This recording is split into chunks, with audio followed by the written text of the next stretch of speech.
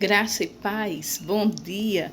Hoje nós vamos ler Filipenses capítulo 3, dando início aqui, Paulo falando sobre a exortação referente à igreja, à alegria cristã. Quanto ao mais, irmãos meus, alegrai-vos no Senhor.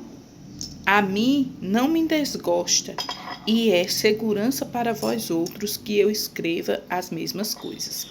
Paulo estava falando da repetição que ele fazia.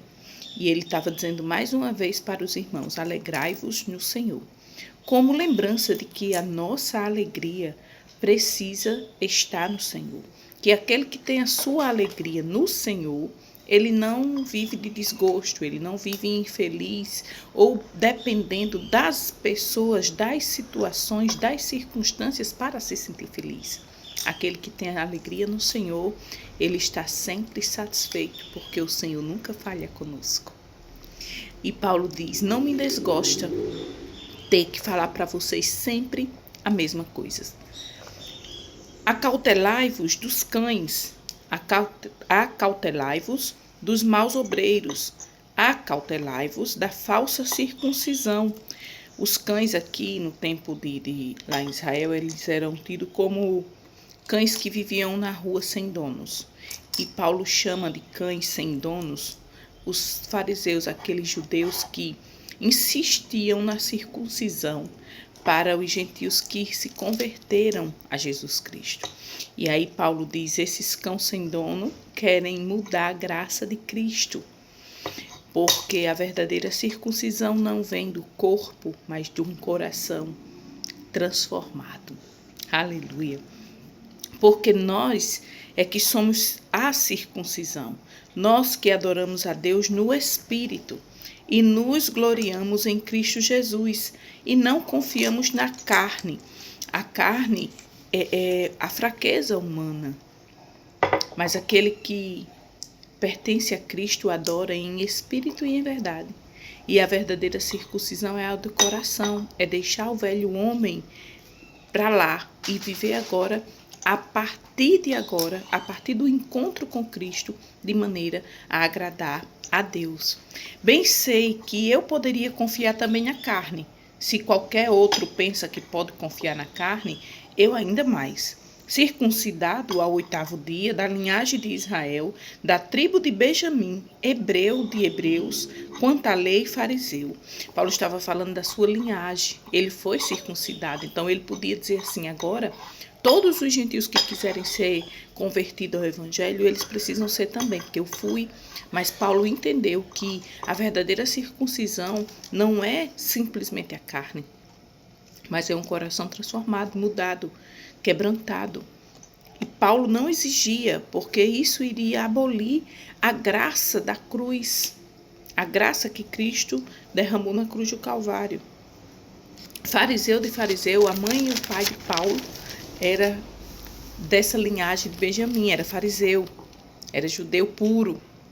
Quanto ao zelo, perseguidor da igreja, quanto à justiça que há na lei, irrepreensível. Paulo estava dizendo: quanto à lei, eu estava aqui, o zelo, eu perseguia os cristãos para defender a minha fé.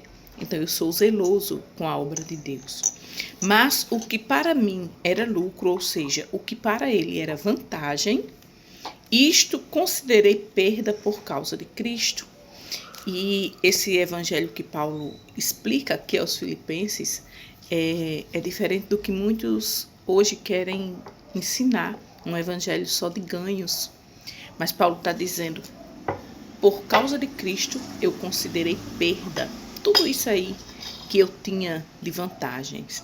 Sim, deveras considero tudo como perda por causa da sublimidade do conhecimento de Cristo Jesus, meu Senhor, por amor do qual perdi todas as coisas e as considero como refúgio para ganhar a Cristo. Paulo está dizendo: eu perdi tudo o que eu tinha de lucro para ganhar a Cristo, porque eu entendi que Ele é precioso. Ele é a única preciosidade verdadeira que existe. E ser achado nele, ou seja, eu perdi tudo para ganhar a Cristo e ser achado nele, não tendo justiça própria que procede de lei, senão a que é mediante a fé em Cristo, a justiça que procede de Deus, baseada na fé, não nas obras. É claro que um servo de Deus, ele é obrigado a ter boas obras, porque é impossível você ter a Cristo, ser exemplo e modelo de Cristo sem ter boas obras. Se Cristo é o maior exemplo de boas obras de servo. Aleluia.